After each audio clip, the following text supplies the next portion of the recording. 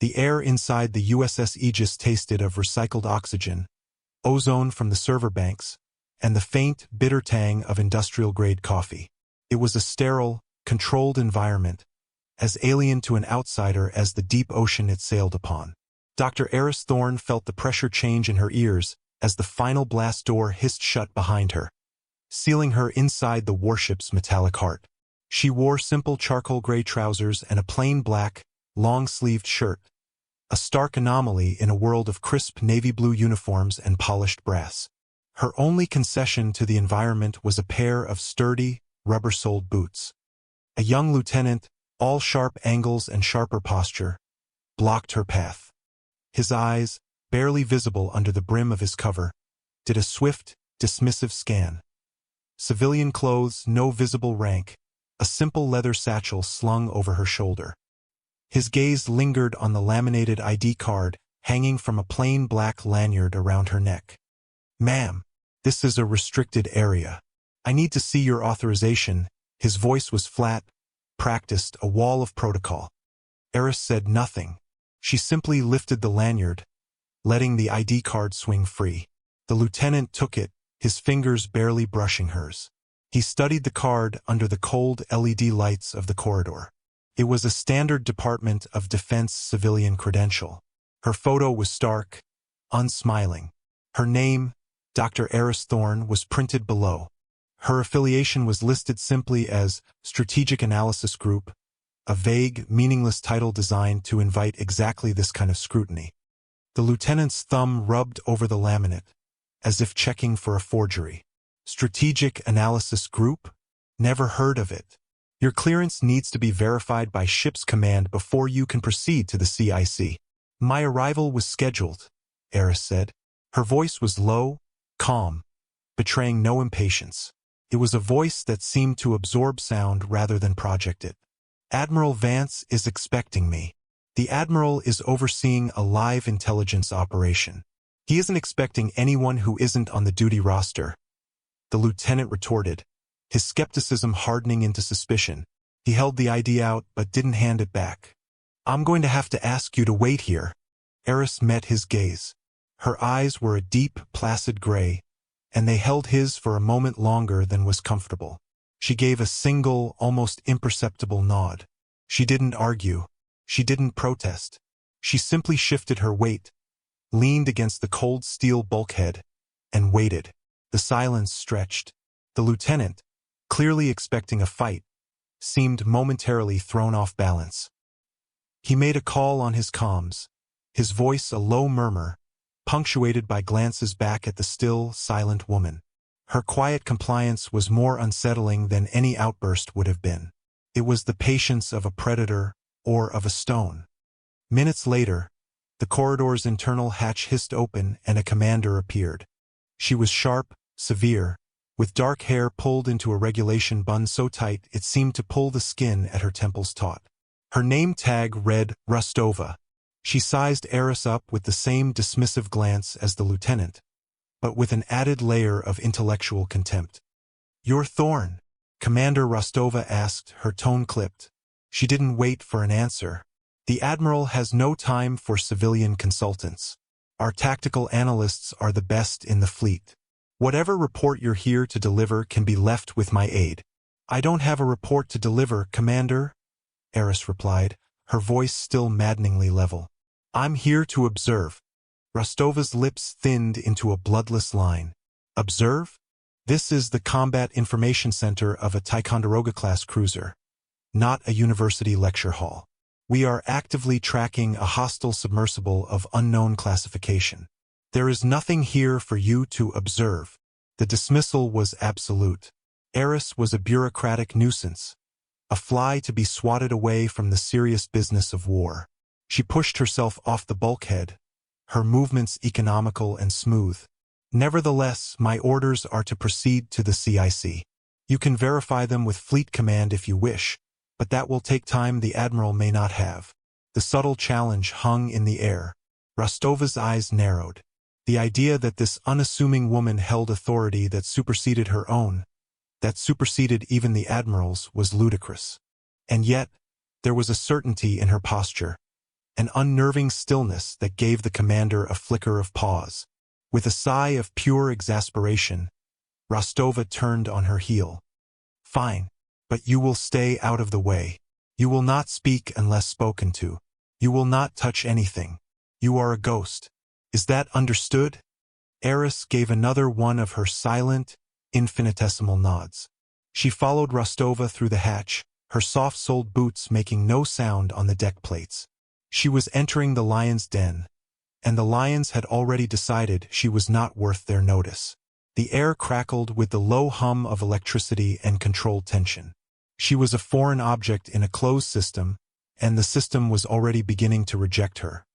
The Combat Information Center of the USS Aegis was a cavern of blue light and hushed, urgent voices. Sailors and officers sat at tiered consoles, their faces illuminated by the glow of tactical displays showing charts, sensor readings, and streams of encrypted data. The room was cold, the atmosphere thick with focus. At its center, on a raised dais, stood Rear Admiral Marcus Vance. He was a man carved from granite and impatience, with a jaw that looked like it could crack walnuts and eyes that missed nothing. He commanded the room not through volume, but through sheer, oppressive presence. He saw Rostova enter, his eyes flicking for a half-second to the nondescript woman trailing in her wake. His brow furrowed in irritation. He didn't have time for civilians. Not now. The ghost submarine they were tracking, designated X-1, had just vanished from their passive sonar screen again. It was a phantom, leaving no thermal trace, no magnetic signature, and an acoustic profile so faint it was nearly indistinguishable from the background noise of the ocean. "Commander, what is this?" Vance's voice was a low growl, a sound that made junior officers flinch. He gestured dismissively at Eris. "I gave specific orders. No non-essential personnel in the CIC during Operation Deep Veil." "Sir," Rostova began, her voice tight with professional apology. "This is Dr. Thorne, from the Strategic Analysis Group. She claims she has orders to be here." Vance's gaze fell upon Eris. It was a look of profound, withering condescension. He took in her simple clothes, her lack of military bearing, the plain, laminated card hanging around her neck. He saw a bureaucrat, a pencil pusher sent from some overstuffed office in Washington to write a useless report. "Dr. Thorne," he said, drawing the title out as if it were an insult. "I am in the middle of hunting a next-generation hostile that has evaded every asset in this battle group. My people are working with classified sensor data that your clearance level probably can't even comprehend. So I will ask you once, what, precisely, do you think you can contribute here?" "I'm here to observe the system's performance under stress," Eris answered, her voice unwavering under his glare. Vance let out a short, sharp bark of a laugh. It was a sound devoid of humor. "The system's performance? Lady, I am the system. This ship, this crew, we are the bleeding edge of naval warfare. We don't need a sociologist taking notes from the sidelines." He stepped down from the dais, closing the distance between them. He was a tall man, and he used his height to intimidate, looming over her. He pointed a thick finger at the ID card on her chest. "And what is this supposed to be? Your library card? This flimsy piece of plastic is your ticket into the most secure room on the most advanced warship in the world." He reached out and flicked the card with his fingernail. The sharp tick of the nail against the plastic was unnaturally loud in the tense room. "With all due respect, Admiral," Eris said, her eyes never leaving his, "that flimsy piece of plastic was authorized by your superiors." "My superiors?" Vance scoffed, turning to address the wider cis, his voice laced with theatrical contempt. "Are politicians and paper shufflers who think a war can be won with a strongly worded memo. They send people like you, with your fake badges and your clipboards, to get in the way of the real warriors. You are a liability, Doctor. A distraction." He turned back to her, his voice dropping to a menacing whisper. "I have half a mind to have you confined to quarters for the duration of this mission for interfering with a critical operation. But I won't. You wanted to observe? Fine. Stand there." He pointed to a small, empty space against the far bulkhead, next to a fire extinguisher and a tangle of cables. "Don't move. Don't breathe too loud. And if one of my people so much as trips over your feet, I will personally see to it that your strategic analysis group is permanently disbanded and you're sent to alphabetize files in a subbasement in Antarctica. Am I clear?" The entire CIC was silent, watching the exchange. The crew, loyal to their commander, mirrored his contempt. They saw Eris as he did, an unwelcome, unqualified civilian interloper. Rostova stood stiffly, her expression a mask of cold neutrality, but her approval of the Admiral's dressing down was palpable. Eris didn't flinch. She didn't flush with anger or humiliation. She simply gave that same maddeningly calm nod. "Perfectly clear, Admiral." She walked to the spot he had indicated, her back straight, her movements deliberate. She stood by the bulkhead, her satchel still on her shoulder, and became exactly what he had ordered her to be, a ghost. Her eyes, however, were very much alive. They weren't watching the Admiral. They weren't watching the crew. They were watching the data streams on the main tactical displays, her gaze sweeping across the cascading lines of code, the fluctuating sensor graphs, and the topographical maps of the ocean floor. Her expression was unreadable, but her mind was already working, processing the information with a speed and clarity that no one in the room could possibly imagine. She was dismissed, ignored, and mocked, and that was exactly where she needed to be. For 20 minutes, Eris remained a statue against the wall as the CIC hummed with activity. The hunt for X-1 was all-consuming. The submarine would appear for a few seconds, a whisper of cavitation on a hydrophone, a fleeting distortion on a magnetic anomaly detector, and then vanish completely. It was a masterful display of stealth technology, and it was making Admiral Vance increasingly agitated. "Where is it?" he growled, pacing the dais. "It's toying with us. It knows we're here. It's testing our capabilities." "Sir, we're running every passive sensor sweep in the doctrine," Rostova reported, her voice strained. "Its acoustic signature is buried under a layer of modulated white noise. It's like it's wearing a cloak." "Then find a way to rip the cloak off, Commander," Vance snapped. It was then that the crisis began. It didn't start with an explosion or a torpedo in the water. It started with a flicker. On the main tactical display, the crisp blue lines of the ocean map wavered for a microsecond. An ensign at a sonar station frowned, tapping his console. "Sir, I've got a ghost signal. A recursion in the passive array processor." Before Rostova could respond, another station went down. "Sir, losing targeting data. The Aegis combat system is non-responsive." "What?" Vance whirled around. "Get it back online. Now!" A wave of electronic chaos swept through the CIC. Screens didn't just go blank. They filled with shrieking, kaleidoscopic static. The calm, synthesized voice of the ship's AI began to stutter, repeating the last temperature reading in a garbled loop. 22,222 degrees cell. Red error lights flashed across consoles like a sudden rash. The low hum of the room was replaced by a cacophony of alarms, each one screaming about a different critical system failure.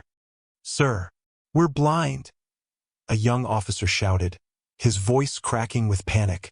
"Navigation is offline. IFF is offline.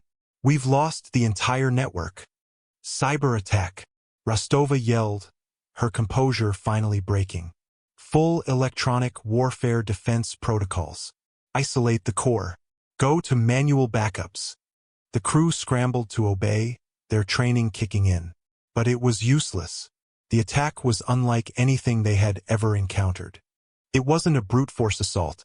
It was an insidious virus, a digital parasite that had already burrowed deep into the ship's central nervous system. Trying to isolate the core was like trying to save a patient by cutting out their heart. The manual backups were also compromised, feeding them nonsensical, looping data. The USS Aegis, the most powerful warship in the fleet, had been rendered deaf, dumb, and blind in less than 30 seconds. Vance stood frozen on the dais, his face pale. His authority, his experience, his entire world was built on the flawless functioning of this technology. And it had all just crumbled into digital dust. He barked orders, but they were meaningless. Reboot the primary server. Reroute power. Get me a satellite link. His commands were met with frantic, negative replies. The system wasn't just down. It was actively fighting them, actively resisting their every attempt to regain control. The chaos mounted. The ensign at the sonar station ripped off his headset, his eyes wide with horror. Sir, it's not just a virus. It's rewriting the operating system. In real time, this was the moment. The system, the one Vance prided himself on, had failed. His experts, the best in the fleet, were overwhelmed. Their doctrine, their training, their protocols, all of it was useless against this new, terrifying form of warfare. They were adrift, a billion-dollar coffin waiting for a torpedo that they would never see coming. In the midst of the escalating panic, one thing remained constant. Against the far bulkhead, Dr. Eris Thorne had not moved. She hadn't flinched at the alarms. She hadn't gasped at the system failures. She stood in her designated corner, a small island of absolute calm in a sea of chaos. Her eyes, however, were no longer just observing. They were analyzing, dissecting the anatomy of the attack with a terrifying lucidity. She saw the cascading failures not as random chaos, but as a structured, intelligent pattern. A signature. And it was a signature she recognized. While Admiral Vance roared impotently and Commander Rostova tried to impose order on a system that no longer obeyed her, Eris unslung her leather satchel. Her movements were fluid and unhurried, a stark contrast to the frantic, jerky motions of the crew around her. She placed the satchel on the deck, knelt, and unzipped it. Inside, nestled in high-density foam, was not a clipboard or a stack of files, but a single matte black slate. It was about the size of a standard tablet, but thicker, with no branding, no camera, and a single, heavily reinforced port on its side. She rose, the slate in one hand. She walked away from her corner, her soft boots silent on the deck. No one noticed her at first. They were too consumed by their own failing consoles. She moved toward a secondary engineering station, one that was currently dark, its operator busy helping at another terminal. She ignored the primary interface panels. Instead, her eyes scanned the casing below the console, finding a small, circular port covered by a screwed-in metal cap. It was a deep system diagnostic port, a direct line to the ship's hardware, meant only for shipyard technicians during a full overhaul. It bypassed layers of software and firewalls. Using it during a live operation was not just against protocol. It was doctrinally unthinkable. With a small tool from her pocket, she quickly unscrewed the cap. A thin, coiled cable emerged from a recess in her slate. She plugged it in. The slate screen, previously dark, flickered to life. It displayed no graphical user interface, no icons, no windows. It was a pure command line interface, glowing with amber text on a black background. Her fingers began to move across the screen's surface, a blur of motion. She wasn't typing words. She was typing pure code, her commands scrolling up the screen faster than a normal person could read. She wasn't trying to fight the virus on its own terms. She wasn't trying to restore the Aegis's corrupted operating system. That would be like trying to rebuild a demolished house while the wrecking ball was still swinging. Instead, she was performing a radical bypass. She began by creating a virtual machine within the ship's most basic hardware layer, a sandboxed environment completely invisible to the hostile code. It was a digital ghost within the ghost-infested machine.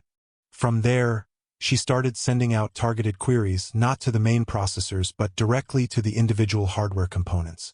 She was talking to the ship's body, not its compromised brain. "Ensign," she said, her voice cutting cleanly through the din of alarms. The young sonar operator, Ensign Chin, looked up, startled. He was pale, sweat beading on his forehead. "Your sensor control board," Eris said, her eyes still locked on her slate. "What's its physical power relay designation?" It's 7 Bravo Charlie," Chin stammered, confused. "But the board is dead. The entire network is down." "The board isn't dead. The network is," Eris corrected calmly. The hardware is fine on her screen. A line of code flashed. Force_execute. Perle SB Sicilate. I've just isolated it from the primary grid. Now, I need you to manually connect your station's raw data feed to the auxiliary port. Use emergency cable bundle 9-inch. Her instruction made no sense in the context of their training. The auxiliary port was for diagnostics, not live data. But Chen, seeing the utter failure of every conventional method, hesitated for only a second before dropping to his knees and pulling a thick, red-striped cable from the emergency locker. Eris turned her attention to Rostova. Commander, I need you to kill the ship's internal network firewall. All of it. Rostova stared at her, aghast. Are you insane? That's our last line of defense. That would open us up completely. Your last line of defense was breached 28 minutes ago, Eris stated, her tone flat and devoid of judgment. The firewall is now a prison, not a shield. The virus is using it to lock you out of your own systems. Shut it down, and it will be forced to expose its core command structure as it tries to reestablish control. Vance, who had been watching this exchange with a mixture of fury and disbelief, finally strode over. Who in God's name do you think you are? You are touching my ship. I will have you in irons. Eris didn't even look up at him. Her focus was absolute. Her fingers flew across the slate, her mind racing. Initiate _passive_listen. Portal Sergeant. Map_packet_origin. Viral kernel. She was building a new skeletal nervous system for the ship on her tiny device, using a programming language that was clearly proprietary and decades ahead of anything the Navy used. Admiral, she said, her voice dangerously quiet. Right now, your ship is a body having a seizure. You can either let me perform the surgery, or you can watch it die. The sheer, unadulterated confidence in her voice, the absolute certainty in the face of total system collapse, gave even Vance pause. He looked at his own frantic, failing crew, then at this calm, focused woman who was acting with such impossible precision. His instincts, honed by 30 years of command, were screaming at him that she was a threat to his authority. But they were also telling him that she was, at that moment, the only person on his ship who had any idea what she was doing. Before Vance could make a decision, Ensign Chen shouted from his console. Ma'am, Dr. Thorne, I have something. His voice was filled with disbelief. I have a raw hydrophone signal. It's faint, but it's clean. No distortion. Eris glanced at his screen. That's the X1's acoustic signature. The virus was using the ship's own processing software to scrub it from your displays. On the raw feed, it's been there all along. She processed the data on her slate in an instant. Analyze. Audio raw X1 frequency_mod. Complex waveform appeared on her screen. It's using a quantum state encryption key to modulate its noise cloak. But it has a flaw. The algorithm has a recursive echo every 147 seconds. She had just diagnosed the most advanced stealth technology on the planet in under a minute, using a raw data feed on a dead console that she had resurrected with a handheld device. The room began to fall silent, the shouts of panic replaced by murmurs of awe. The crew watched as, one by one, Eris bypassed the corrupted systems and brought essential functions back online, not by restoring them, but by creating a new, independent network of her own design. She wasn't a doctor performing surgery. She was a god, building a new universe from the ashes of the old one. The ship was no longer completely blind. Through Eris's ad hoc network, a few key sensors were feeding raw, unfiltered data to a handful of manually patched-in consoles. It was a fragile, patchwork system held together by her code, but it was working. The ghost submarine X1, believing the Aegis to be completely incapacitated, grew bold. It moved closer, its intention clearly to close for a kill shot.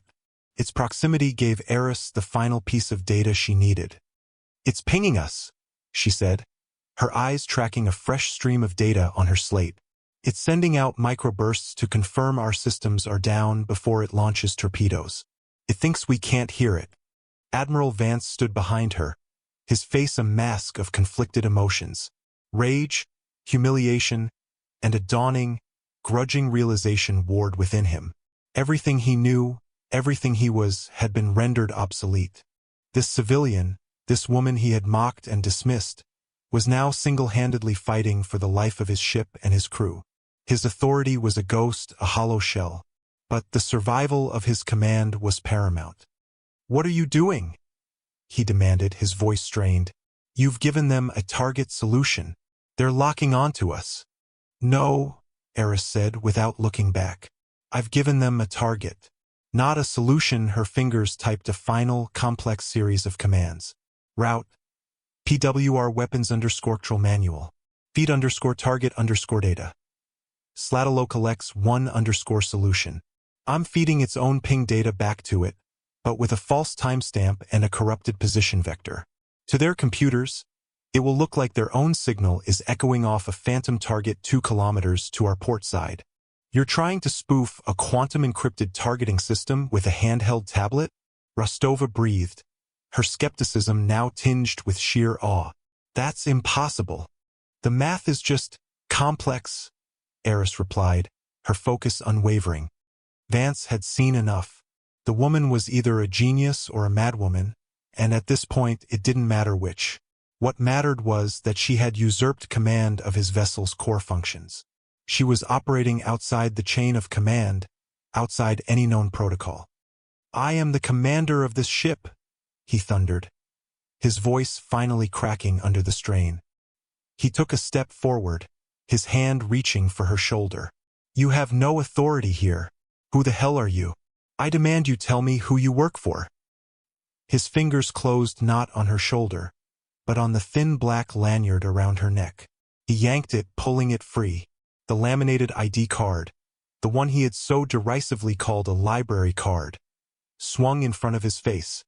"This piece of plastic is not authority," he snarled, holding it up for her to see. But as he held it, the card twisted on its lanyard. Tucked behind the main ID, previously hidden from view, was something else. It wasn't plastic. It was a thin, heavy card made of a matte black metallic alloy. It didn't reflect the light. It seemed to swallow it. In the center of the card, flawlessly engraved in a way that seemed to shift with the light, was a single, iconic image. The seal of the President of the United States. Vance's breath caught in his throat. His eyes traced the intricate details of the eagle, the olive branch, the arrows. It was perfect.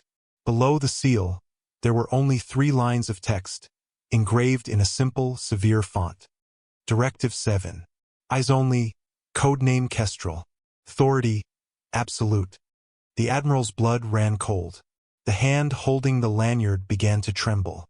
He had heard whispers, fragmented rumors in high-level security briefings, of Directive 7. It wasn't a policy. It was an emergency protocol of last resort. It was a ghost program, activated only in the face of an existential threat to national security, a threat that conventional military command structures were not equipped to handle.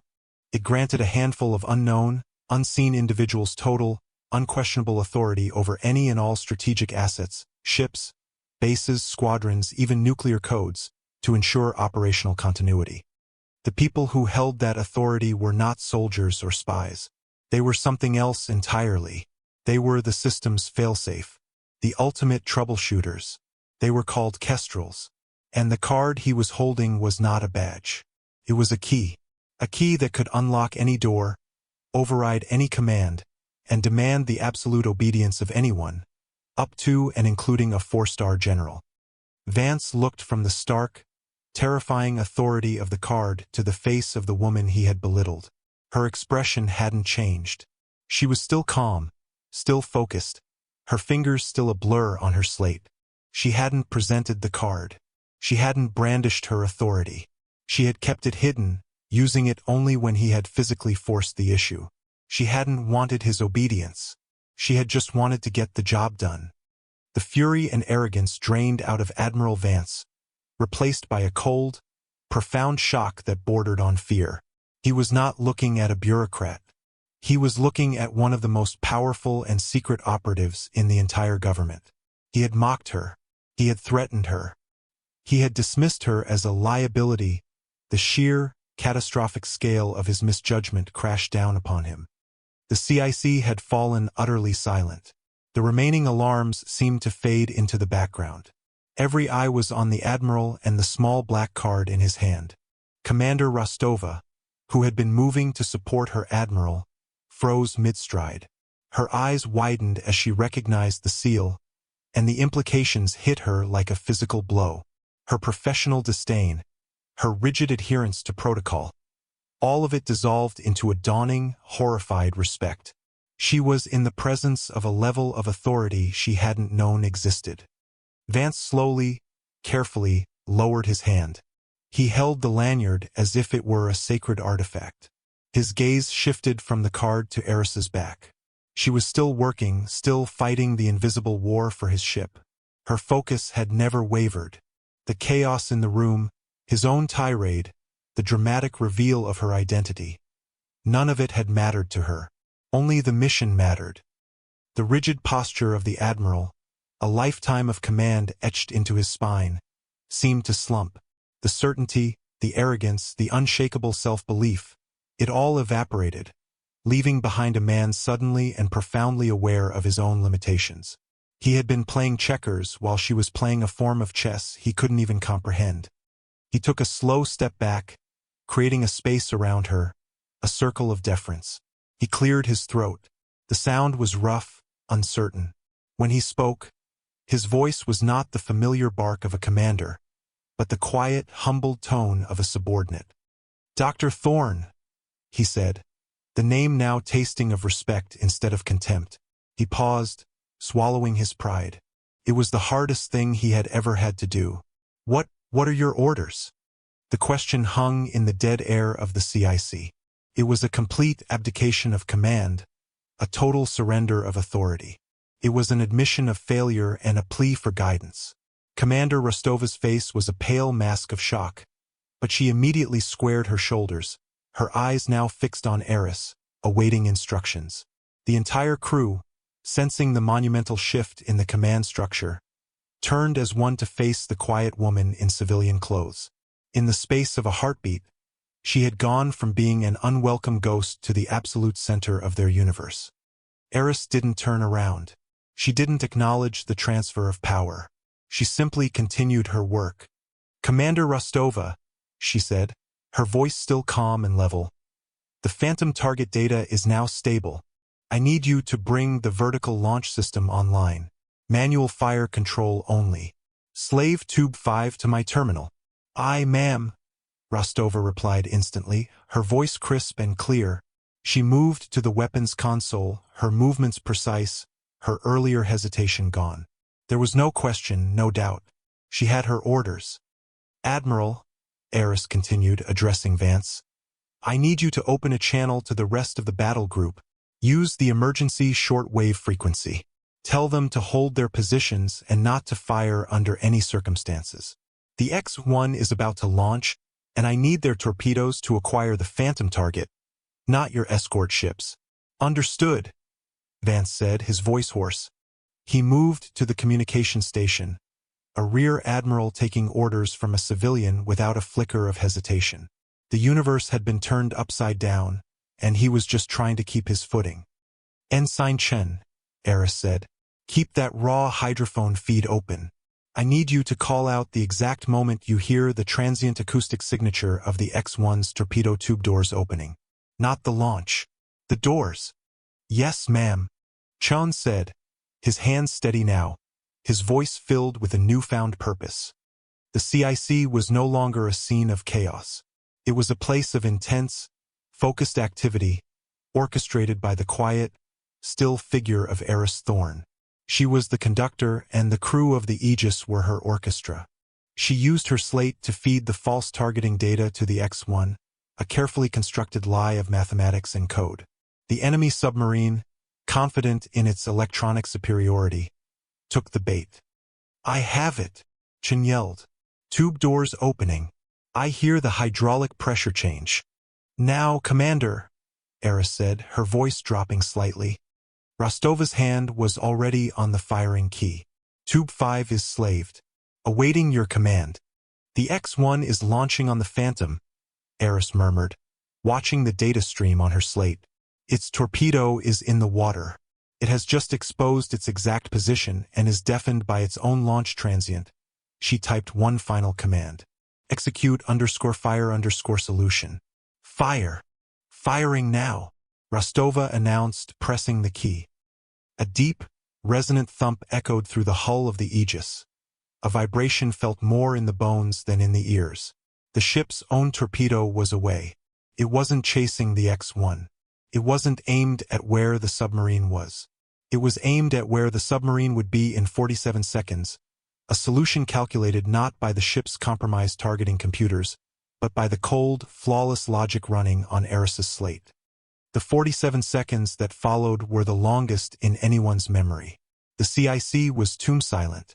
All they could do was wait. Eris stood perfectly still, her work done. She watched the main screen, which was still dark, as if she could see the silent drama playing out in the dark water miles below. Then, Chun ripped his headset off, his face alight. Acoustic contact. Confirmation. We have confirmation. A secondary explosion. The X-1. It's gone.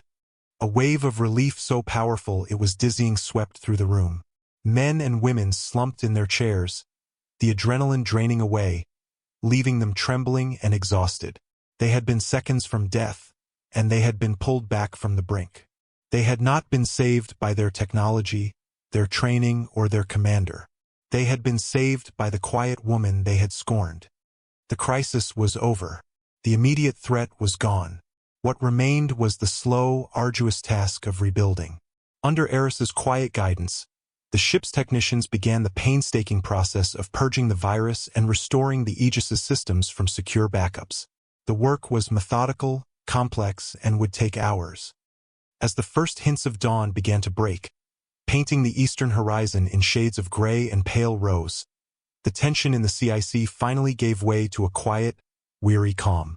The cacophony of alarms was gone, replaced by the steady hum of functioning equipment and the low, professional murmur of status reports. Eris had retreated to a small, auxiliary console in the corner of the room. Her slate was plugged into it, running a final deep-level diagnostic to ensure no remnants of the hostile code remained. She worked alone, the amber text reflecting in her placid gray eyes. The crew gave her a wide berth, their earlier contempt replaced by a mixture of awe, reverence, and a little bit of fear. They spoke in hushed tones when they passed her station, as if afraid to disturb a sleeping deity. Admiral Vance stood on his dais, watching her. He had not sat down once. He had overseen the initial recovery efforts, his commands now careful, considered, and often prefaced with a glance toward Eris for silent confirmation. He was still the Admiral, but the nature of his command had been irrevocably altered. He had been shown the limits of his power and the vastness of his ignorance. He watched her for a long time, this unassuming woman who had held the fate of his ship in her hands. She asked for nothing. She made no report, issued no triumphant statements. Once the tactical situation was resolved, she had faded back into the background, her entire focus on the technical task at hand. She had taken absolute control, saved them all, and then seamlessly faded away, her presence as quiet and unobtrusive as it had been upon her arrival. Finally, he walked down from the dais. He went to the small galley station and poured a fresh mug of black coffee. The aroma cut through the sterile air. He walked across the CIC, the soft sound of his shoes on the deck the only noise. The crew watched him, silent. He stopped beside Eris's console. She didn't look up, her concentration on the lines of code absolute. He stood there for a moment, the warm mug in his hand, searching for words. An apology seemed inadequate, insulting in its smallness. A commendation felt hollow. Gratitude was a clumsy instrument for what he felt. In the end, he said nothing at all. He simply reached out and placed the mug of coffee on the console, next to her hand. It was a simple gesture, but it was freighted with meaning. It was an offering, a truce, a silent, profound admission of respect. Eris's fingers paused on her slate. She slowly turned her head, her gray eyes meeting his. There was no accusation in her gaze, no triumph, just a quiet, weary understanding. She looked at the mug, then back at him. She gave him a single, slow nod. It was the same almost imperceptible gesture she had given the lieutenant in the corridor hours before, but its meaning had been transformed. Vance held her gaze for a moment longer, then returned the nod, his own gesture stiff, deliberate, and deeply felt. He turned without a word and walked back to his command chair, the weight of his office feeling heavier, and yet somehow more manageable than it had before. Eris picked up the mug. The ceramic was warm, a small point of heat in the cold, artificial environment. She cradled it in her hands, the warmth seeping into her fingers. She took a slow sip. It was black, bitter, and strong. She turned her gaze from her slate to the main viewport, where the sun was now a brilliant sliver on the horizon, casting a long golden path across the surface of a calm, endless ocean. Her work here was done. Another system tested, another crisis averted. The Kestrel would fly on, unseen, unheard, until she was needed again.